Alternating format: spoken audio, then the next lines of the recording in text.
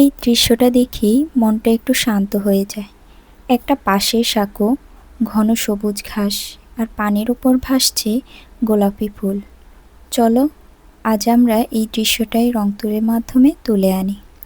প্রথমে হালকা স্কেচ করে নিয়েছি, এরপর পানি আঁকার মাধ্যমে শুরু করলাম।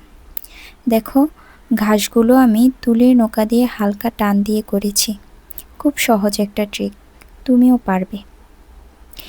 এবার সাঁকোর পাশে ঘন চোখ আঁকার জন্য প্রথমে গাঢ় সবুজ, পরে একটু করে হলুদ আর সাদা রং মিশিয়ে ফুটিয়ে তোলার চেষ্টা করছি।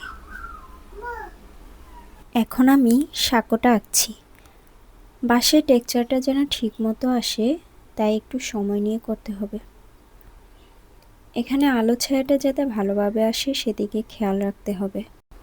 যখন পদ্ম ফুল আঁকছি মনে হচ্ছে যেন ছোট্ট একটা পুকুরে বসে আছি।